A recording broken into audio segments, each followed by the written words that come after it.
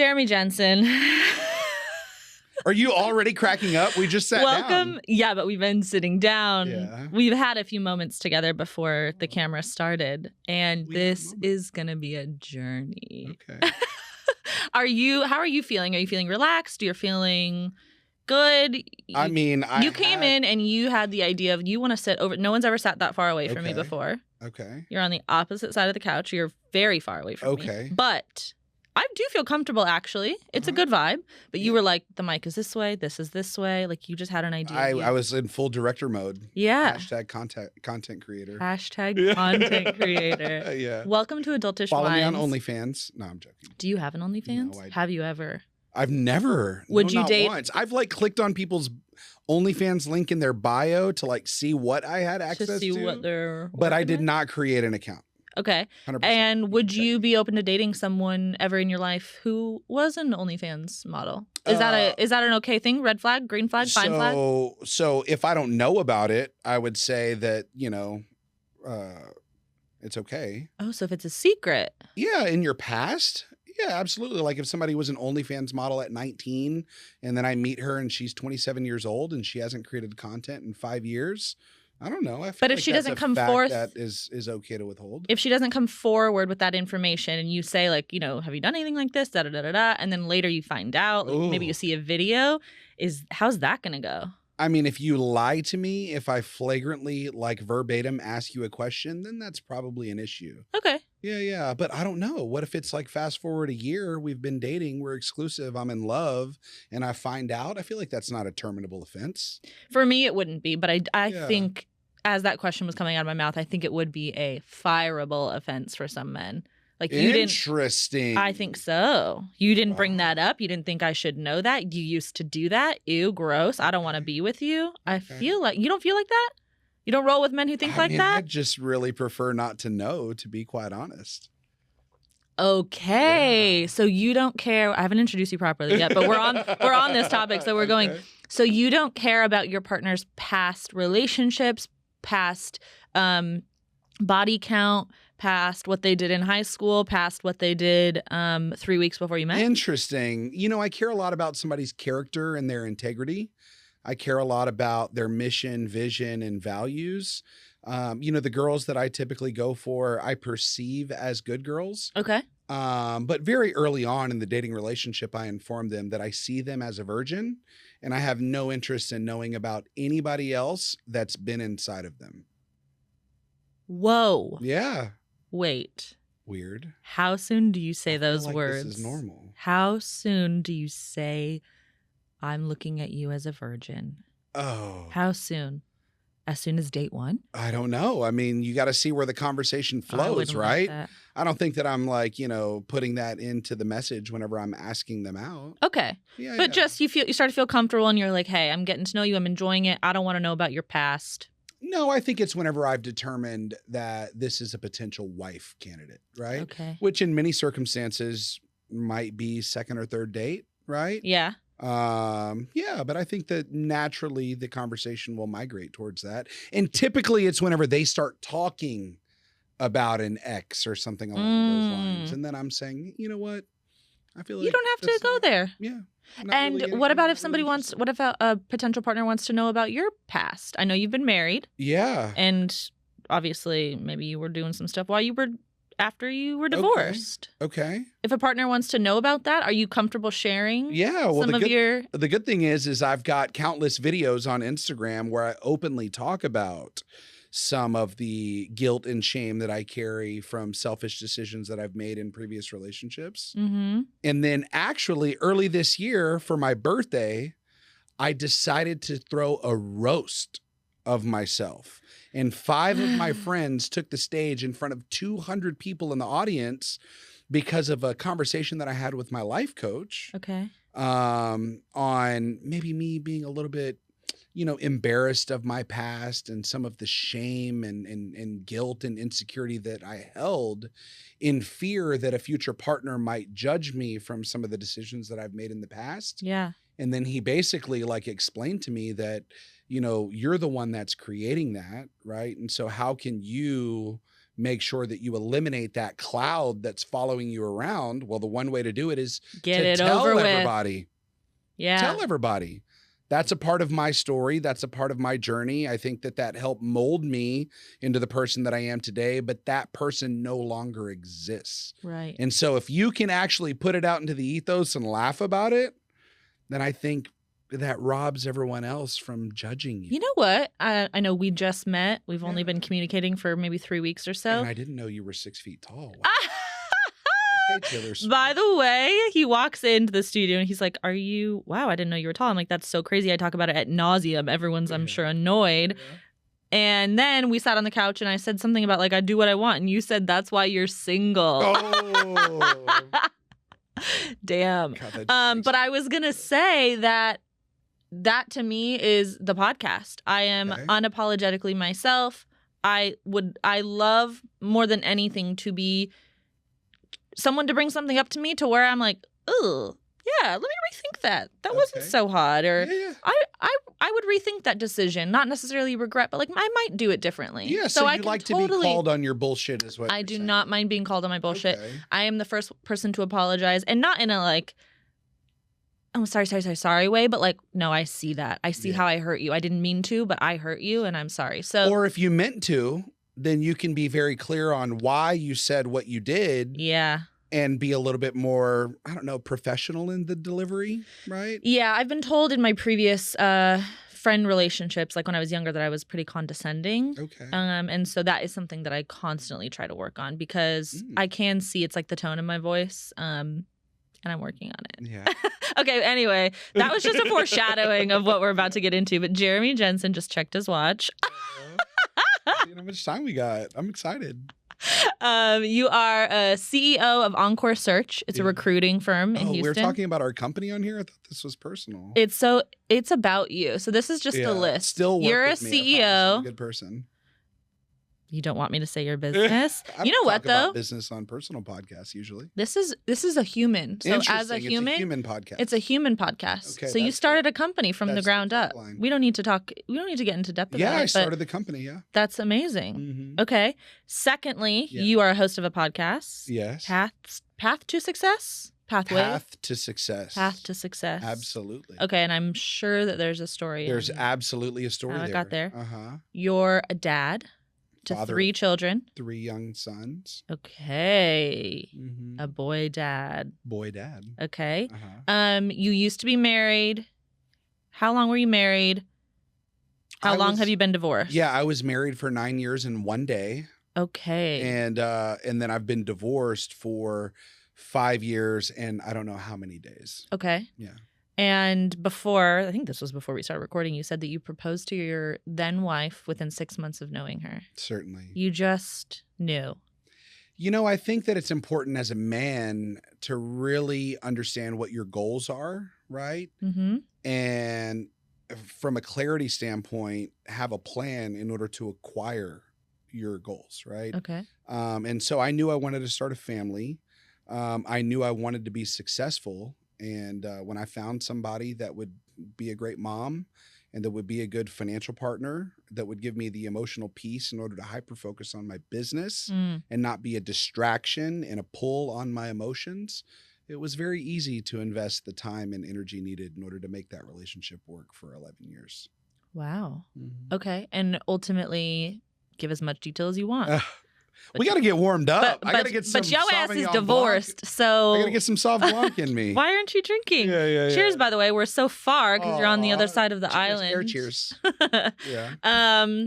Okay, so divorced.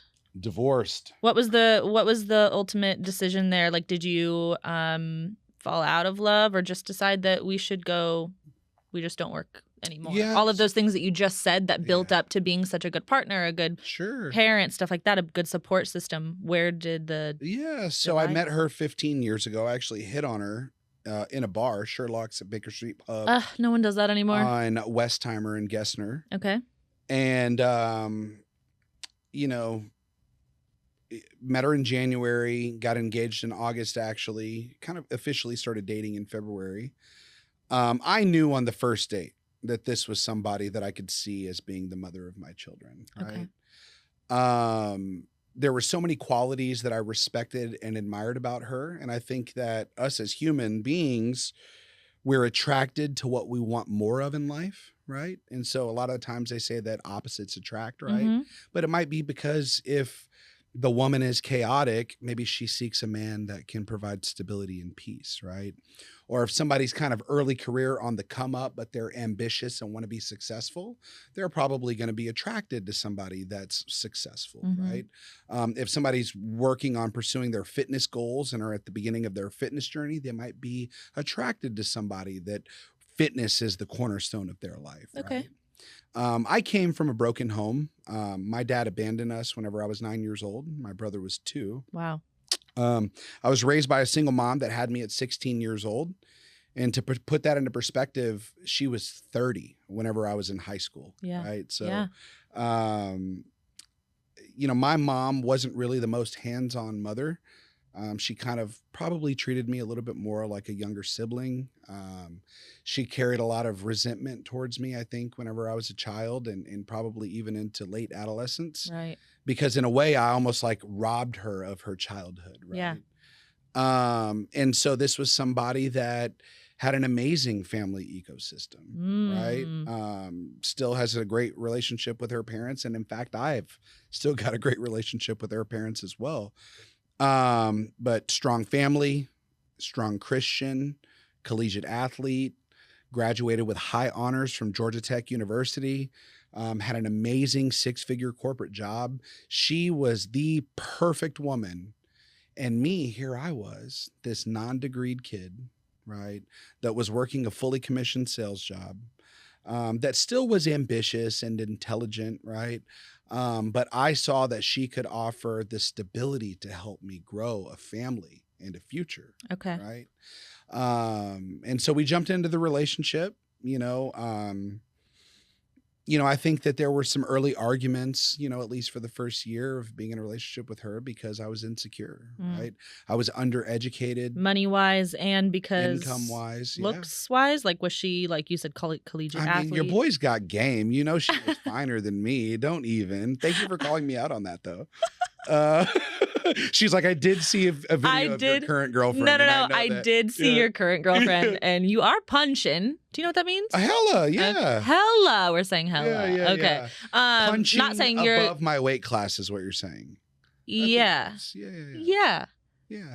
Gorgeous. I don't know what your ex-wife looks like, but I have a thing for 5'10" blonde women. Okay. So you know exactly what she looks like. Got it. Yeah, you did say as when you said the comment about me being 6 foot that you like attention, so you like walking in somewhere with a tall Absolutely. woman. I think that Heads a secure man does.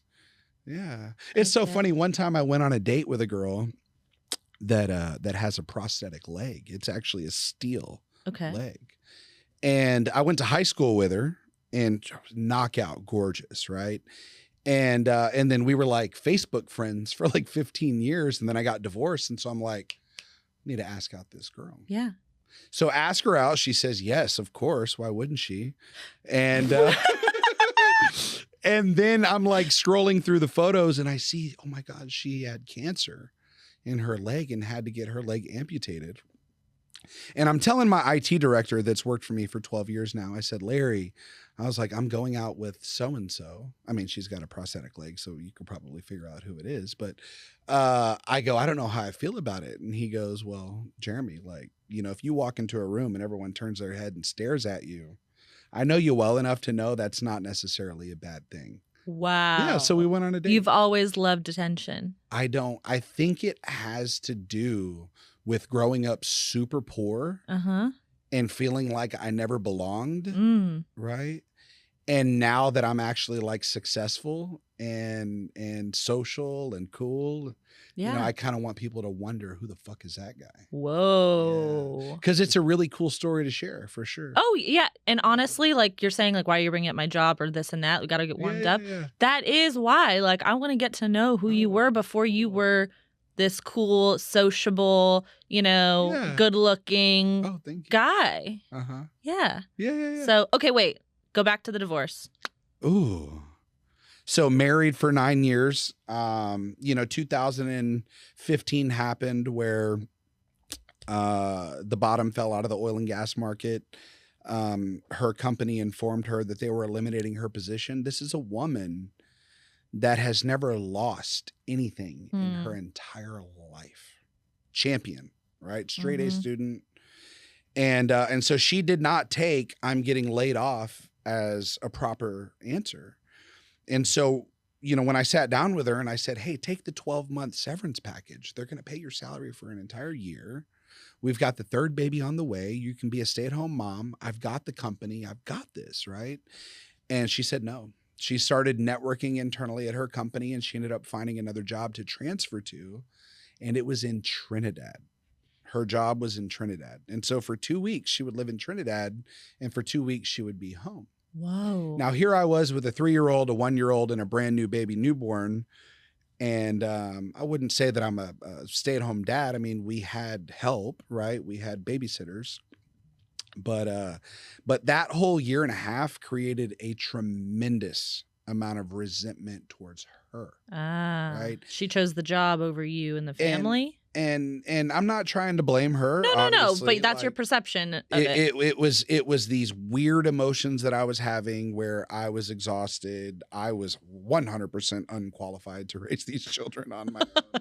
I mean, fuck, I didn't even. We love a grow up social with a dad. aware person. Yeah. Or an aware, self-aware. Luckily, they're still alive. They're happy. They're healthy. They're intelligent. They're great athletes. But, you know, with that being said, that really was kind of like the first domino to fall in some really irreparable decisions and words and actions that led to a divorce, right? And so, you know, fast forward, you know, about a year of being unhappily married where she was working, you know, with distance, we decided that we were going to separate. During the separation, I made some like very fucking crazy decisions. I acted like a single man. Yikes. And now as like an adult, a responsible adult, you know, I realized that a separation is for you to both work on what you need to work on in order to like reconnect and make the marriage. Yeah, because otherwise you would say we're getting divorced. A separation is not a fucking hall pass. Yeah. Right. And I think that a lot of men think that a separation is a hall pass, right? Especially like I hear a lot of my girlfriends tell me like these guys on fucking dating apps are like all married. And I'm like, you know what? That kind of makes sense because I don't need to have a dating app because I can hit on girls in real life, right? I've got social media as well. But these guys that don't have a network of women to actually like socialize with, you know, they need that kind of instant transactional type of engagement strategy. Yeah. Right? Yeah.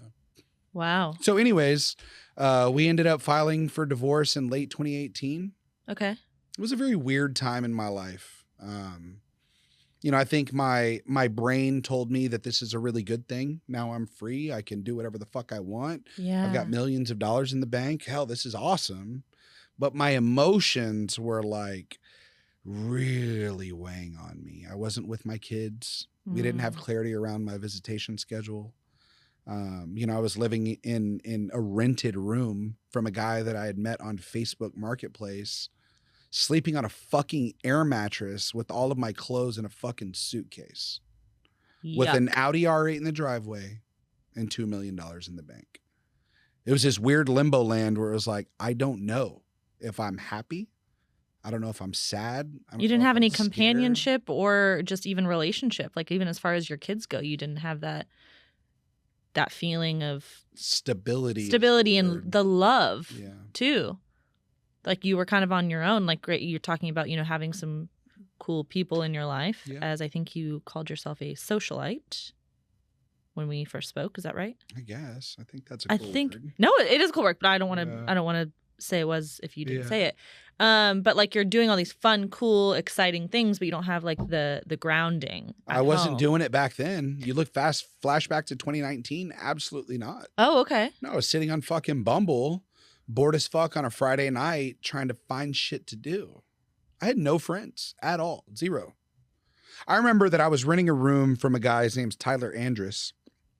And it was a Saturday night, and he's like getting ready, and I'm sitting on the couch watching like fucking ESPN or something like that. And I'm like, oh, where y'all going? He tells me where they're going. And I'm like, oh, well, do you mind if I join? He's like, fuck no, get your own fucking friends. This is a guy that was not my friend. I just like found him on Facebook Marketplace. He had a $500K townhome and I was renting a room from him, right? And I was like, oh, okay, man, I don't know. I just didn't have anything to do, so I thought I'd ask. And he goes, That hurts my "Jeremy," heart. He goes, "Jeremy, you have to get on Instagram." This is what he told me. So Tyler, if you're listening, this story is for you. So I said, I'm already on LinkedIn. I'm already on Facebook. I got a company that I'm building.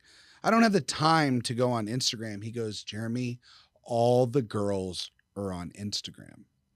And so on that night, January 19th, 2019, I created an Instagram and it completely changed my life, Paige. Instagram. It's crazy.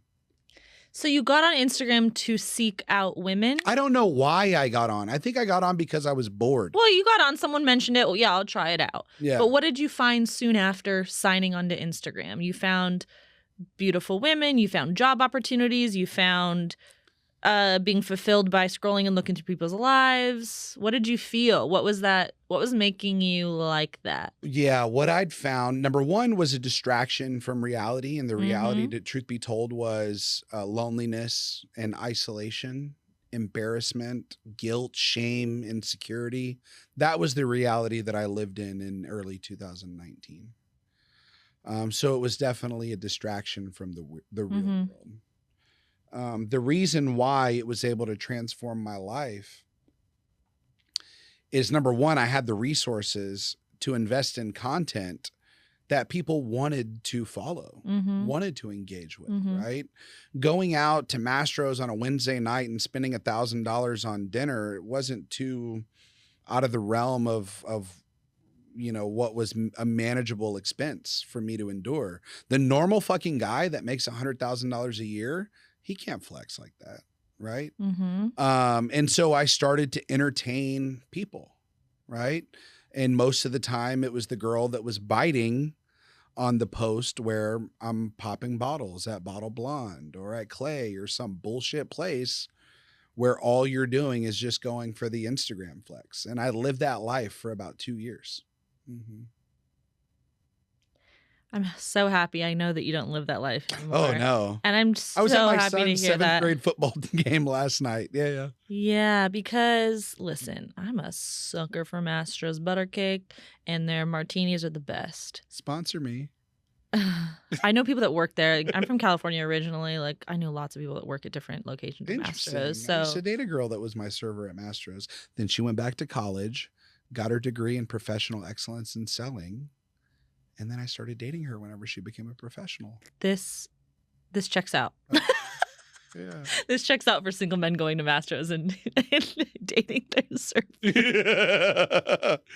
I mean, those black dresses. You, adore you. Go get a degree. I'll pay for it. Oh, no, I did not pay for it. Okay. Promise. Pinky promise. But you paid for all of her meals outside of it so she could afford it. Sorry. No, but like that is such like, I don't want to be rude, but sounds like a really skeezy way to live. It was bad. For those few. But you know what's... Skeezy? Sleazy. You know what I mean. No, I feel like skeezy might be the right word. Yeah. But the problem is there's so many people that I see that live that lifestyle and they're convincing themselves that they're winning because they're surrounded by beautiful women, right? But the fact of the matter is if you stripped that lifestyle that you're providing for those women, the free drinks, the free travel, the free meals, paying for their friends sometimes even, if you took that away, they would have absolutely zero interest in going on a walk. They would probably be an absolute asshole to you, not even zero interested. They would absolutely turn around and tell you exactly what they thought of you. They would 100% make fun of you behind your back. Disgusting. Absolutely.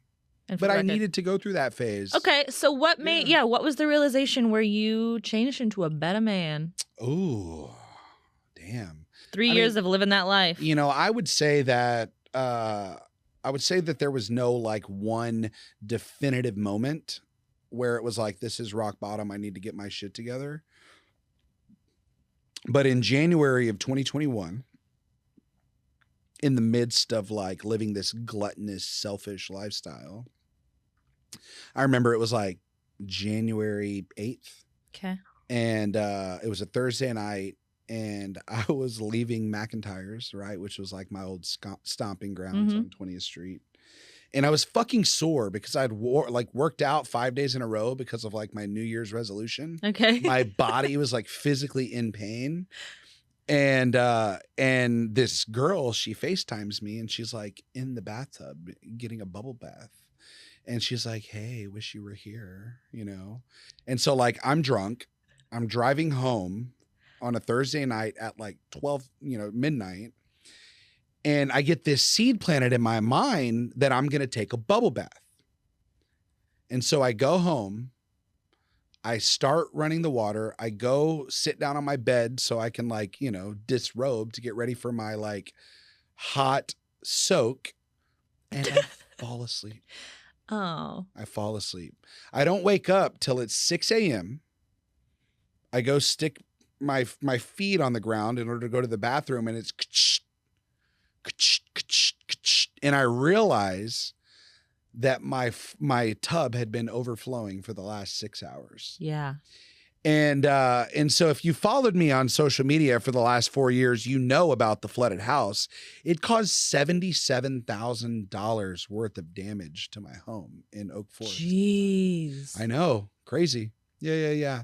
And so that was a pretty eye-opening experience for me. And like, dude, this is like very destructive.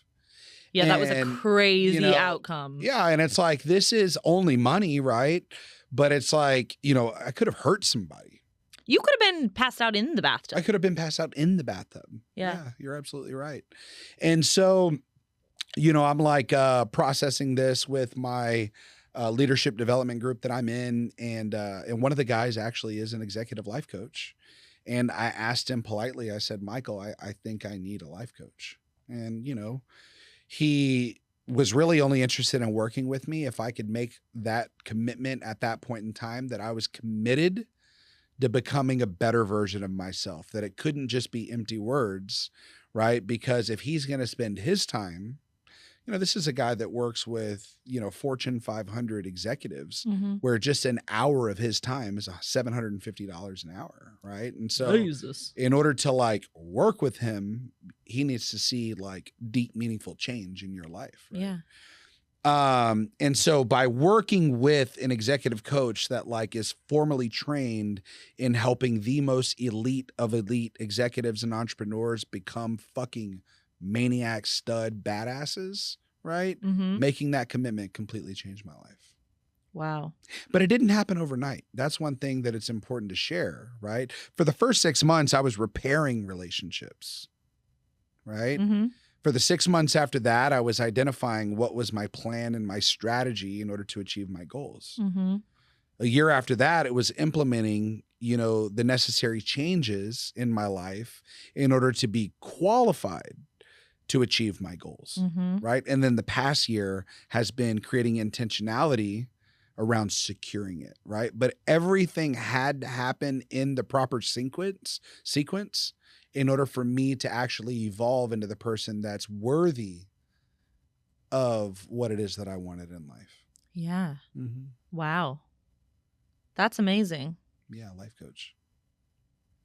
Do you go to therapy as well, or just life coach? And by the way, I don't want that to sound offensive. Not just a life coach. Just the life coach. Yeah, no, that's not. So we actually have a therapist on staff at our company. And so I visit with him probably once a month. Yeah. Okay. Just as kind of like a pulse. Yeah. Yeah. But we've had one on staff for the last 3 years. For your employees? For my employees, yeah. Wow. That's incredible. Before you give me too much credit, number one, I write really big checks to him every single month. But what I was finding is that during COVID, whenever everyone started to go work from home, right? And, people have like a modest base salary at our firm. It's like anywhere from 50 to 60K. Okay. And then their income is like really tied to commission. Right. On Yeah. That's what recruiting or sales in general. Exactly. Yeah. And so there's like a very intense, high expectation performance culture mindset, right? Well, you have these people that are going to work from home, and then, a lot of them are Gen Z or like very young millennials, right? And so like mental health is like the hot topic in 2020 and 2021. Yeah, thank right? God. Thank God it was. Absolutely. And so a lot of people were going out and they were seeking, therapy through our employee assistance program, right? Based on like the PEO that we pay for. Yeah. And so they were getting access to like accredited, LPCs for like, $25 an hour because the company subsidized it. Okay. But with that being said, what I was finding is they were giving conflicting information to the people based on what I was hearing whenever I would do my one-on-ones, right? And it was because they weren't familiar with our culture, right? An example might be if I'm an employee, if I'm a fucking linebacker on the Houston Texans, the culture might be very different than if I'm a barista at Starbucks, right? For sure. But if you're a linebacker on the fucking Houston Texans, you know exactly what it is that you're signing up for. Yeah. Right. And so we brought in an individual that was a licensed clinician, and she worked there for 2.5 years on Tuesdays and Thursdays, and she'd just block out 50-minute sessions, right? And people reserved on her calendar, but she went to our company meetings. She had insight into the leadership style, the way that we communicate, the expectations and KPIs that we require. And then that way they could tie a lot of their like imposter syndrome or self-limiting beliefs or, personal issues. We could always tie it back to, okay, this is what needs to be done. We need to make sure we overcome that. We need to make sure.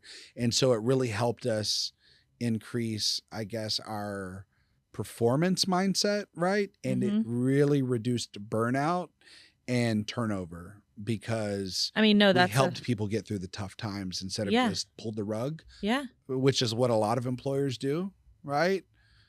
Oh, you're going through it. I'm sorry. You're on a performance improvement plan. You're fucking fired. Yeah. Right? Yeah. We help them get through it for sure. That's amazing. Yeah. And you still have that therapist now?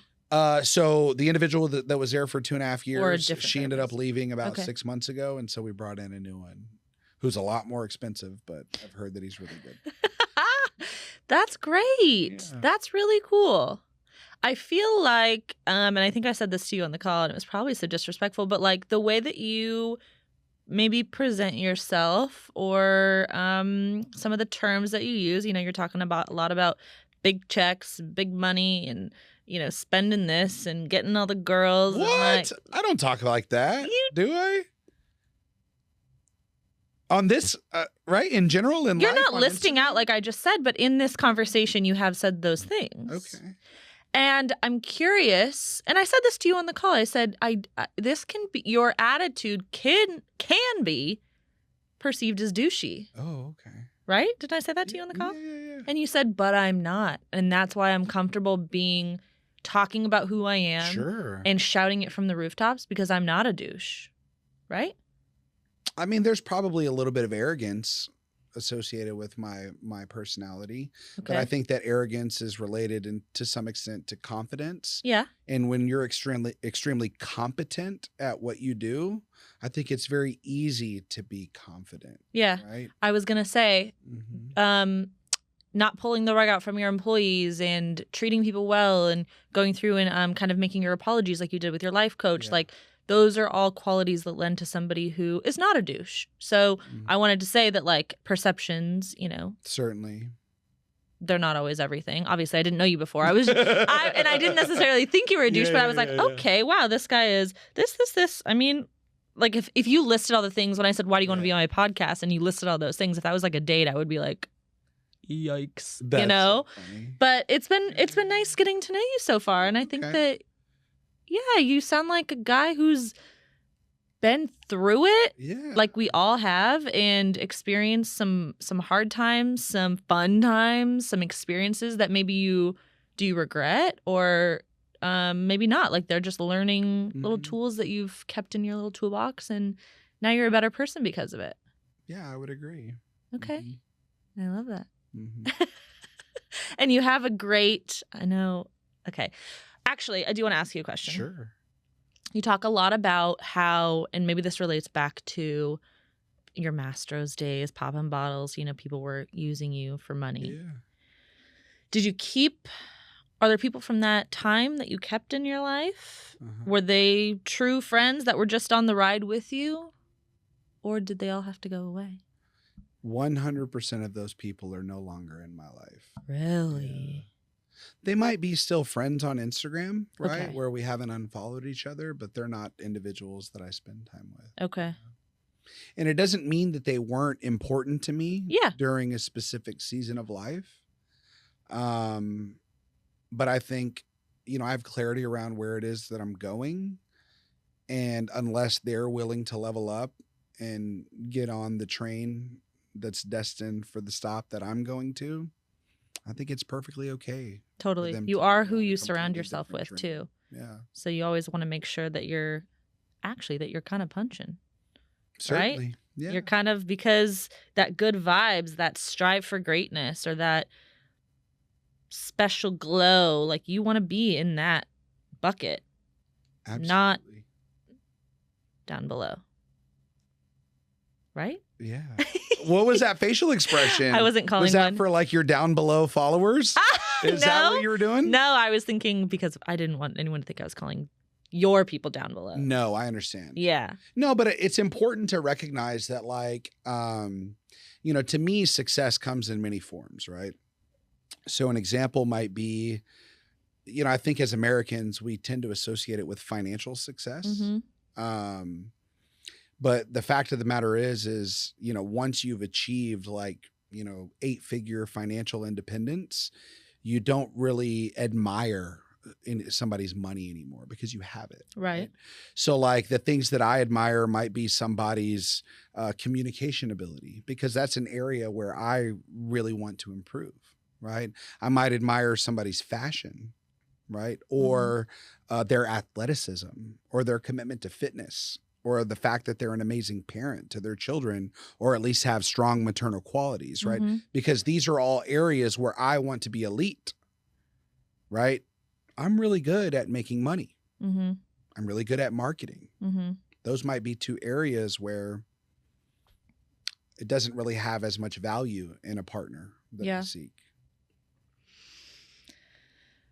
Have you ever invested or sponsored a podcast? And are you interested in sponsoring mine? Well, I don't even sponsor my own podcast. I don't even talk about my company on mine. Yeah. Look at you with a shameless plug.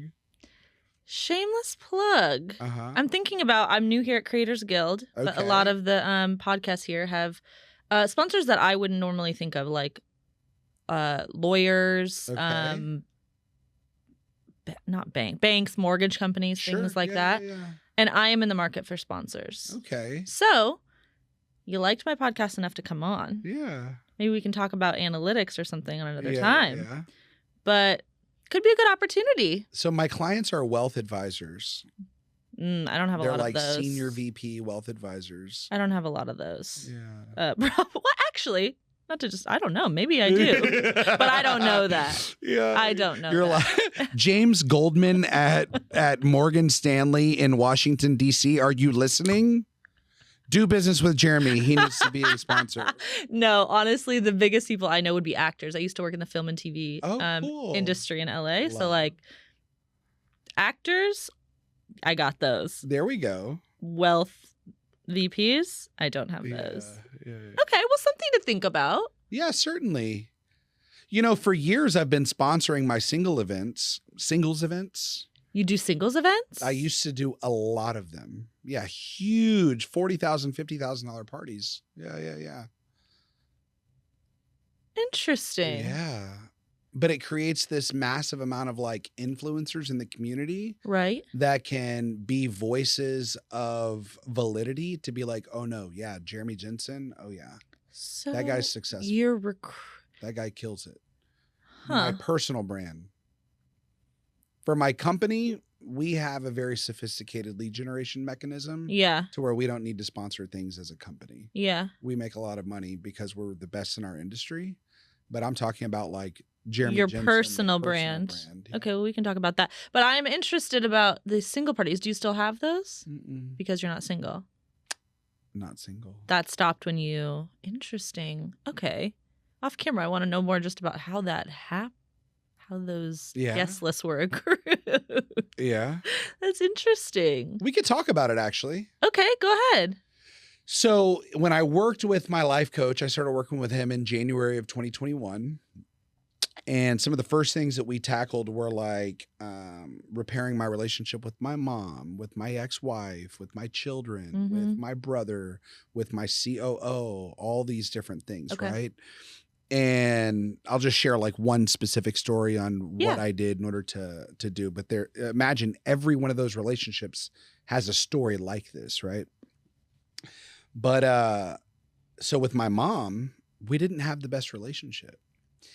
And she never told me that she was proud of me. And here I was, like, you know, very successful entrepreneur. And she really wasn't that engaged with my kids. And so, you know, I told my life coach this, and he said, well, I think that you should write her a letter. And I was like, well, what do you want me to write about? He's like, you'll know. You'll know.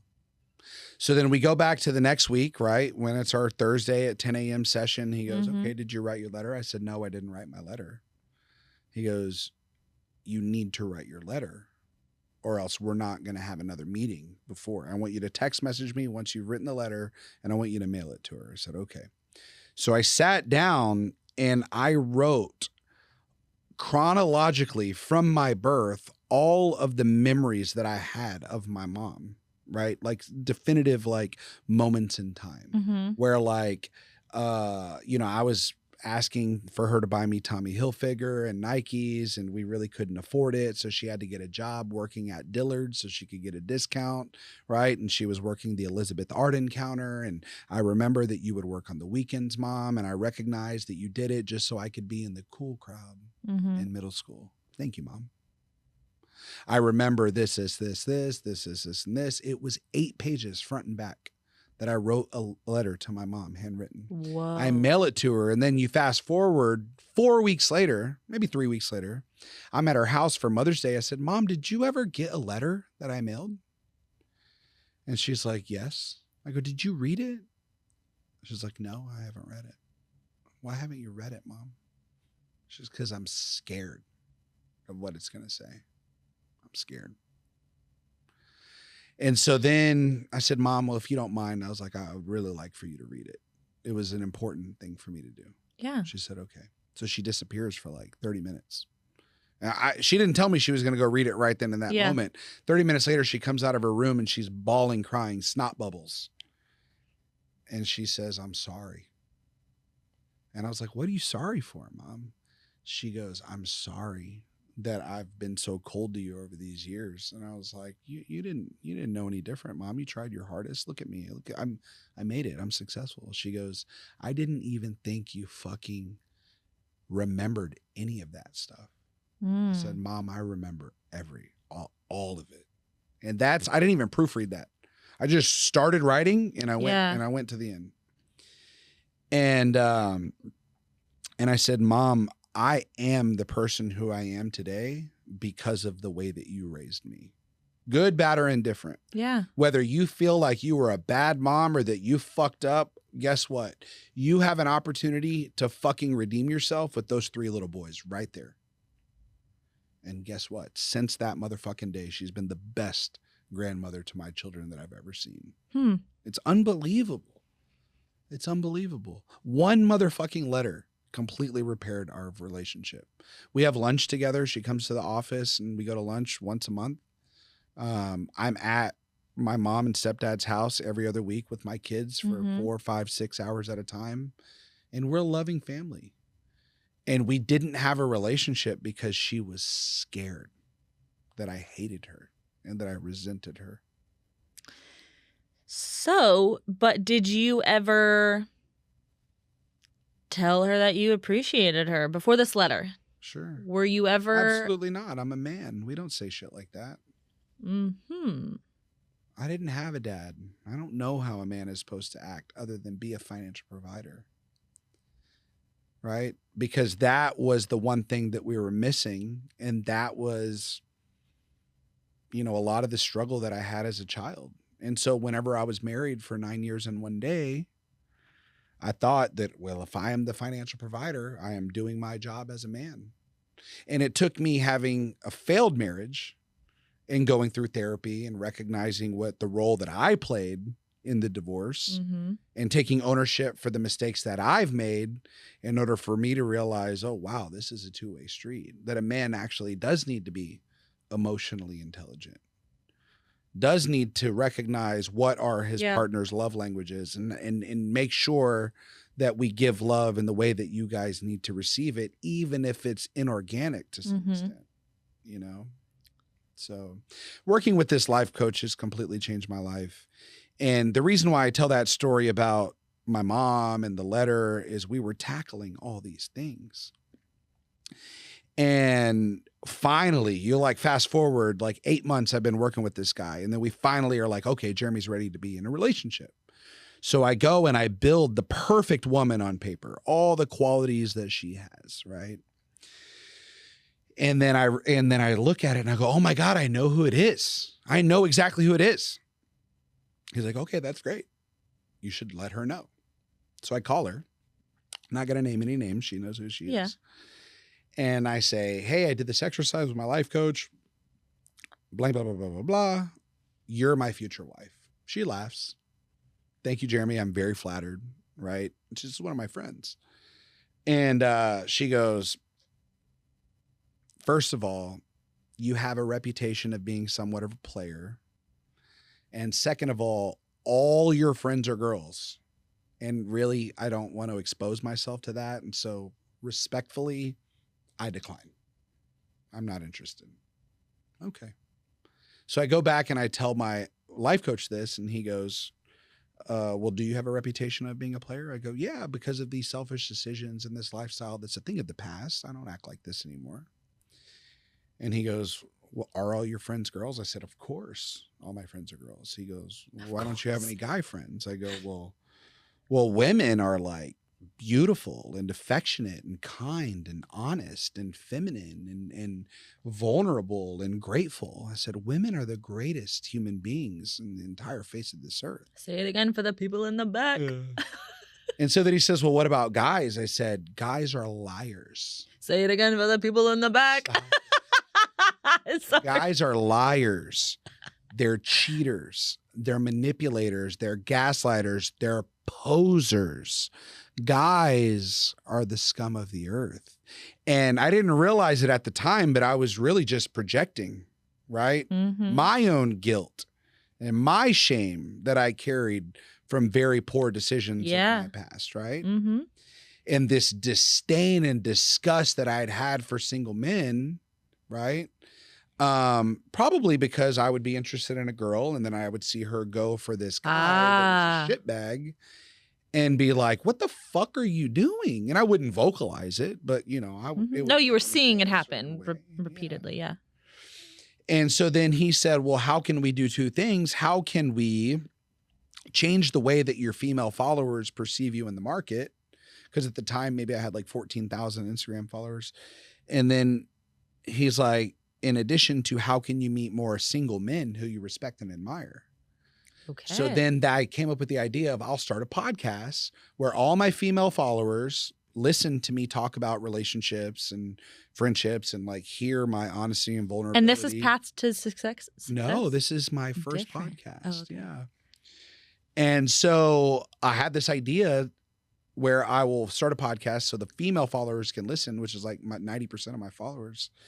And then I'll interview Houston's most eligible bachelors. Okay. This is a no-brainer. Yeah. Because then I could like slide into a dude's DMs and be like, hey, do you want to come on my podcast? I can't be like, hey, do you want to be my friend? That's kind of fucking weird, right? And so... Sorry. Yeah. So I started this podcast and I had 14 episodes and I met some of the coolest fucking single guys in the city of Houston. Some of them are like, some of my really good friends today. But the problem is I remember fast forward 9 months, which is how long I did the podcast. I'm like drunk and I'm bragging at a party, one of my entrepreneur friends, of this girl that I was going to go meet up with and showing her photo. And, you know, this fucking dating podcast had like made me famous in the Heights. Right. And then he's kind of drunk and he goes, I think it's funny that you started a podcast so girls wouldn't think you were a fuckboy, and it actually turned you into a fuckboy. And I was like, mic drop, dude. Oh my God. So true. And so in December of 2022, I just cut it off. Cold turkey. Didn't do it anymore. Okay. Didn't do it. Not worth it. Not worth it. It had actually created the adverse effect of what I intended it to do. Okay. I wanted girls to know that I was a good guy. Right. But with this like weird attention that I was getting because of it, the guys that were the good guys would get like 500 listens, and the guys that were the fuckboys and the assholes and that would tell those stories get about 1 million listens. Not 1 million. I hope 1 million. I probably. But more. Yeah. Because people want the drama. Thousands. Yeah. They wanted the drama. And so anyways, turned it off, was in a relationship in 2023. Okay. Got on semaglutide, dropped 77 pounds, started living an active lifestyle. She introduced me to a skincare routine. This woman fucking elevated me through lifestyle changes. Yeah. Right? Yeah. That relationship ended in July of 2023. Okay. We kind of broke up because of logic. Anyways. Okay. She didn't want the same future as I did. Right. And I'd met her 2 weeks after her divorce. And so it was a whirlwind. I was sweeping her off her feet. She was more so having fun and you were looking for something serious. 100%. Okay. I'd been divorced for 4 years at the time, et cetera. And so misaligned timing, amazing person. Unbelievable. And then, going through that heartbreak and losing somebody who I thought I was probably going to marry, I really had no interest in dating. Right. And so I started this Path to Success podcast because I'd missed podcasting. Yeah. But I didn't want it to be about dating anymore. I'd kind of had a definitive vision of who I wanted to be with. And this probably wasn't going to be somebody that fell in love with my social clout, if you will. Copy. Right. And so I started this podcast in order to meet more people who I respected and admired. And the things that I respected and admired in 2023 were very different than what I respected and admired in 2021. Yeah. Now thankfully. It was people that were good parents, right? People that had built successful companies and that were philanthropists and had great brands and were solid marketers or professional athletes, right? And so these are the people that I started to meet, and I really leaned into investing in those friendships and relationships. And so that's really what led to, probably what excites me the most right now, other than my relationship, is this Path to Success podcast, because I've met some really fucking awesome people. Yeah. And if I bring you into my office and you see 40 people on the phones that are all in fucking suits, right? In a Class A office space where the rent is $27,000 a month, there's an element of credibility that you're like, man, Jeremy's got a real fucking business right here. Yeah. Right? And then you spend an hour and a half with me across the mic, you're like, that's a cool motherfucker. So then they start hosting galas. They start hosting dinner parties. Who's getting the invites now, right? My life has completely transformed because I'm no longer sitting at the patio bar on a fucking Sunday fun day. It's going to the charity gala, right? And so there comes a certain level of class associated with this new season of life. And now that I am finally over the breakup that I had last year, I can be very intentional about pursuing that future wife candidate that's going to elevate me in the areas where I want to be elevated. Yeah. And I feel like I've finally found that. Mic drop. Yeah. Yeah. Oh, That's amazing. Yeah. Wow. I talk a lot. You do. That's why you host a podcast. That's why you come on podcasts. Yeah. Tell me more about the podcast. What season are you in? What has the journey been like? Are you a tech guy? Was that something you were super knowledgeable about? You started from the ground up. I mean, I know you started with the first podcast. Yeah. So the first podcast I did myself, right? I recorded it on my phone, and it was not video, and it was I don't remember the app, but I know Spotify acquired them. But it was super simple. Yeah. I created the graphics. Yeah. It was fully unedited. I just took the audio file, did the synopsis, and then posted it immediately after I recorded it. Wow. The new podcast, this year we'll do 12.5 million in revenue. We've got 40 W-2 employees on staff. So it's like I have a The full-time... podcast? No, my company. Oh. So I have a full-time digital marketing guy. If you ask me what software we use to edit, if you ask me how we post You it, won't know. I don't know. Wow. I'm like an actor. I'm a fucking You're the talent? diva. I'm the talent. No, we know that you're a diva. Oh, thank you. We know that So you're I don't a know diva. anything about it. Okay. Well, just keep that in mind when I'm asking you to invest yourself or sponsor my podcast, Yeah. the work that does go into it. Okay. I've done 3 seasons on my own. 4th season, I'm at a studio. Yeah, I love that. I started from the bottom up. A great production value. Thank you. It helps that. I mean, would you have asked to go on a show that you didn't like the production value, where Absolutely. the videos were shitty? You know what? I did go on one 2 weeks ago where the videos were shitty and it had poor production value, but the young man was so honest. I was like, yeah, I'll fucking do it. Oh, Yeah. okay. Mm-hmm. Interesting. So you liked the vibe. When I showed up, I was like, you got to change the name of your podcast. You got to grow some Yeah. fucking balls. Like, you don't Yeah. read off a fucking script. Yeah, let me help you. Yeah. Yeah. So I'm like a little mentor for him. Okay, cute. Shout out A Jarvis. cute diva. Room 1710. That's the name of the podcast? Yeah. Okay, cool. Oh, I was going to ask one thing. Shoot. Okay, one thing before I ask you your wine of the week and we close up. I We're saw closing you. already? I feel like we're just getting warmed up. We can continue. You're like, I only have the studio until 8. No. You're good. You were on a podcast recently. I think it's called That's What He Said. Okay. Or not recently. No, Does this like podcast 6 sound weeks right? ago. Okay. Yeah, I love Natalie. No, God. Noelle? Natalie. Sorry. Vaughn. I don't know her. I just started following her. You don't know her? I just started following her recently. So lovely. She looks lovely. I saw the reels of you She on the looks great in podcast. yoga pants. We play pickleball together. Okay. Oh, I wanted to talk about pickleball too. We have so much to talk about, so little time. Okay. Anyway, you said something about if women could be better communicators. And it's only a reel, right? Yeah. I didn't listen to the whole episode. Sure. But that part struck me as like, what in the fuck are you talking about? You got to listen to the whole clip. Because I listened to the whole She clip. said if you could give one piece of advice to your female friends, and the clip was, you got to stop fucking ignoring the red flags.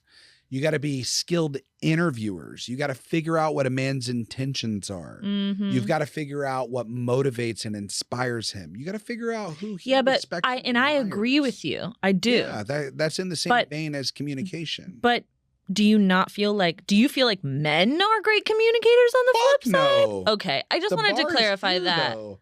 All men have to be is fucking honest. That's literally where the bar is at. I also can't believe you said she looks great in yoga pants. Like, What she does. She that was knows it. wild. She knows it. She knows it. That was a crazy thing to say. Why? I don't know. I don't like it. That's a derogatory comment? No, but like you're in a relationship now. I adore my girlfriend. Okay. She would agree. Yeah, but like I was talking about That her Natalie podcast and Vaughn. that she's a great host, and you guys had a conversation, and you were like, "Yeah, she looks great in yoga I pants." guarantee you she's getting 20 more followers to her podcast. I hope so. Go Just based follow on her. that That's what he comment. said, Natalie. But like, put some respect on her name. Put some respect on her name. What else do you want me to brag about her? She's intelligent. She's a homeowner. She's Love. social. She's Great. kind. Yeah, that's what I'm saying. You should have said. she's a vice president of her family's custom windows and doors business. Absolutely. She travels internationally and has Yes. the ability to communicate unparalleled to 99% of single women in the city of Houston. I adore Natalie Vaughn. I'm so happy. Yes, you should have said all that before you just said the did. yoga pants thing. She also looks great in yoga pants. Perfect. Great. I'm not going to steal that valor from her. She puts in fucking hard work I'm sure she does. for that. And I hope she listens to this episode. Thank you. No, all of those things. I'm just saying, like, the yoga pants doesn't need to be the go-to. It can be all of those amazing accolades that you just You're said. absolutely right. And the girl that I'm dating, she says, babe, you compliment me on every single thing about my education, my career, my communication ability, my emotional intelligence. Why don't you ever tell me that I'm pretty or that I'm sexy? This is what she says. Oh, why don't you? And so I told her, I said, look, there's no shortage of pretty or sexy women that exists in the city of Houston. So true. Okay. The reason why I fell in love with you has nothing to do with the way that you look. The reason why my dick gets hard whenever I look at you, every single fucking second that I'm looking at you, that has to do with you being sexy and pretty. She was like, okay, go on. And I go, I'm going to compliment you on the areas where I want to be more elite, right? Okay. The things that I respect and admire. Yeah, maybe it's a combo of both, though. Maybe you could be a better communicator. We can all be better communicators. We all can. The cool part is I'm actually doing something about it. Very cool. I think I over-communicate. Okay. What would you over-communicate about me right now? I think I've said it all. Okay. Not as douchey as you thought. Check. Not as douchey as I thought. And that's, I didn't know you at all. Sure. I said, tell me about you. And you were like, you listed off like 6 qualities that were like, I think I was just like, okay. And it was just like money. Was it really? Is that what you heard? Maybe that's what. It was money. It was hair transplant. It was lost a lot of weight, skincare routine. To me, that's vulnerability and authenticity. Yeah. Not douchey. You're absolutely right. And I do believe that that's what you've shown here. Call me out. Yeah, I do agree and believe that. And I think you've been a phenomenal guest. Thank you. I think that you have a good banter, obviously, but like you also, like you said at the top of the show, you can be called out and go with it. So did you enjoy your time? Of course. I don't want it to end, but it's been an hour. We did it. I know. Anything else you want to touch on before we go?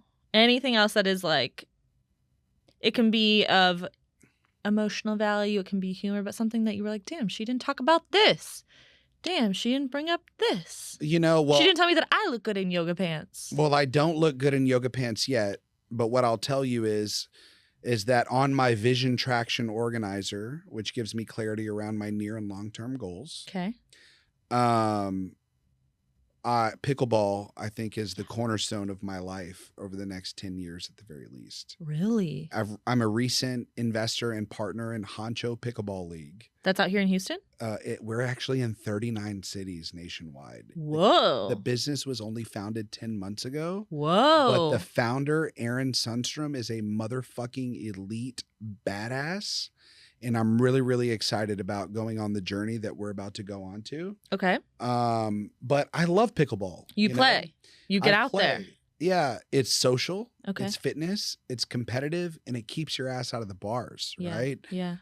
If you ever find yourself just being bored, pick up a fucking pickleball paddle. Yeah. Go to an open play, and I'll tell you, there's some of the kindest, most approachable individuals that are on the pickleball court. And guess what? They're all committed, right, to doing something that's fitness centered and alcohol free.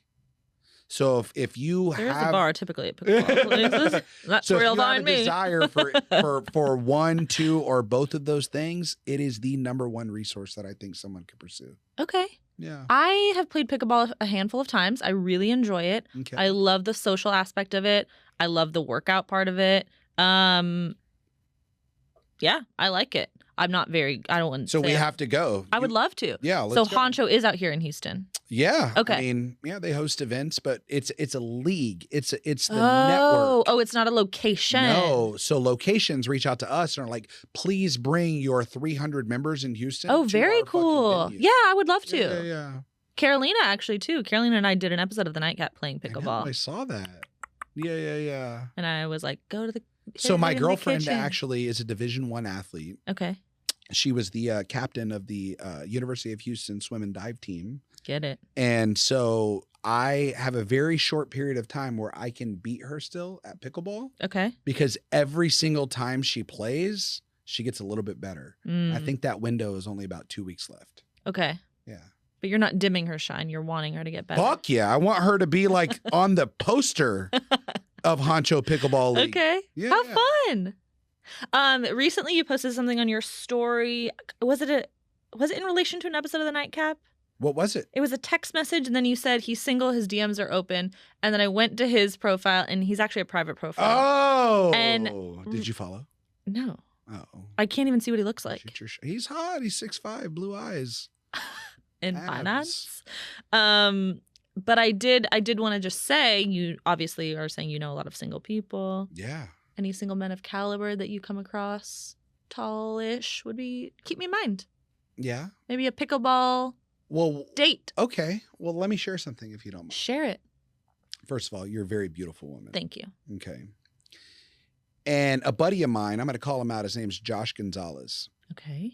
He said, Jeremy, I saw your girl. I'm so happy for you. She seems amazing. Can't wait to meet her. Please let me know if you have any other badass, amazing women. Your boy is on the hunt. Right. I want a good girl. I said, Josh, if you are trying to pursue the woman of your dreams, the first thing that you need to do is become the man of her dreams. That's So the true. one thing that you can control. Yeah. Are you there? He's like, good point. Good point. This wasn't a debate. Yeah. He didn't need to rebut. And so if you believe that you sit there today as the absolute best version of yourself in order to secure the exact man that is worthy of your forever, then I think it's ready. You're ready. Yeah, I do. I've put I go to therapy. I work on myself all the time. I'm always happy to better myself or realize my downfalls. Yeah. I'm a badass woman. I got a job. I have a hobby that I'm trying to make a second job. I'm good. I'm confident in myself. Excellent. I'm ready for my partner. Well, whenever you're a content creator, as you are, that's an amazing forum for you to push out content in order for you to like create a narrative. Because I think that helped me tremendously is the platform that I had in order for me to like create a narrative and not just wait for like serendipity to happen. I'm just really over the dating apps. So I'm really hoping that any of my friends in any space that they're in, I don't care what career, you know what I mean? Like, just keep your eye out for a good quality human. There's so many follow-up questions though. So he's tall. He's taller than you. Yeah. Taller than you in heels. So he's got to be what, 6'1", 6'2"? I'd prefer 6'2". Yeah. Yeah. He's Caucasian. He's Latino. I typically date black men, but I'm open. Career-wise, needs to just motivated. I don't like necessarily care what you do, but be passionate about it or working towards growing, you know. And he's in Houston? I've actually been fine dating long distance or out of town, but my friends are telling me I have to stop. Okay. But I do value, I'm independent, so I do value my alone time. Okay. But I also love being together. But I'm okay with that separation as long as you're a good communicator. I have a great guy. And follow through with what you say. I have a great guy. Okay. That's a great prospect. Set me up. But what if... He's short? No. Oh. He's broke? Divorce was final like 5 seconds ago. Well, if he's not looking for something serious. I don't know. Oh. That's a discovery conversation that y'all have to go through. Okay. Yeah. Well, good. I'm excited. What if y'all get married? Oh, my God. I mean, that's up to him, the best man. I don't know. I love that. That's funny. Yeah. Let me share this real quick. Please. Since we're talking about best men. So I watched a piece of content on Instagram the other day, and I think it was Chris Williamson. He asked one of his guests, he said, who is your best friend? And the guest said, well, that's a loaded question. I have so many best friends. There's no way I could possibly pick one. Mm-hmm. And then he asked the question a different way. He said, who's the one person in your life that you have the ability to be 100% unadulterated, unfiltered, 100% truly authentically yourself without any fear of judgment or insecurity? Who's the one person you could be your honest, true self? And then I said, wow, that's Larry Sanders. He's my director of IT. Right? I have so many best friends. And I said, it's Larry Sanders. And by me saying that loud, I realized that when I get remarried, it's going to be Larry Sanders. This is my official request. Wait, that's adorable. Will you take this rose, Larry? I do. He's a pop punk singer, so he doesn't say, I do. He's like, yeah, man. Sounds good. Yeah. Tell me where to be. 100%. That's adorable. You're not a douche at all. At all? What's your wine of the week? The wine of the week, I don't know. I guess it's putting all these mandates that a guy's got to be 6'2", right? Your boy is 5'10". Am I not worthy of love? No, you're worthy of love with someone who is 5'7", probably. I have dated someone who's 5'10" before. Yeah. And it went well until it didn't. Oh. Until their short man syndrome No shit. came out loud and proud. Interesting. And I did not care for it. And we actually didn't even ever have a conversation. We just both never spoke to each other after the. He just knew this. I fucked up, and this is not going anywhere. Yeah. Yeah. And maybe he didn't say to himself he fucked up. Maybe he was like, that girl's not my girl if she doesn't really like that. Interesting. Yeah.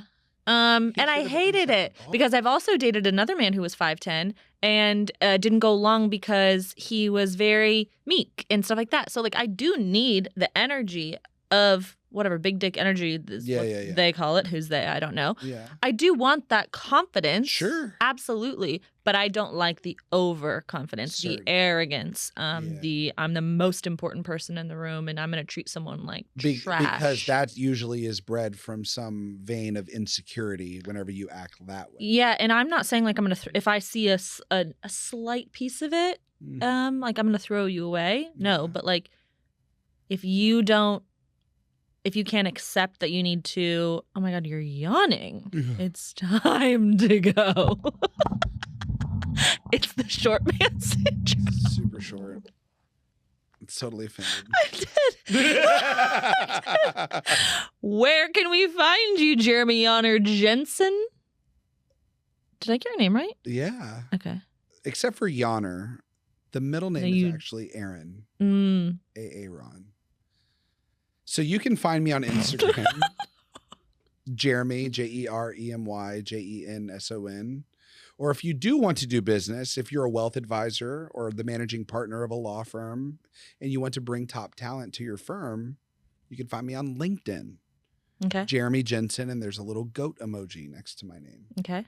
And if you're a successful, great human and you want to be on you're potentially interested on being on your podcast. Yeah. You can slide into your DMs. Yeah, absolutely. I interviewed somebody last week that was a pro football player on the Tampa Bay Bucks. Okay.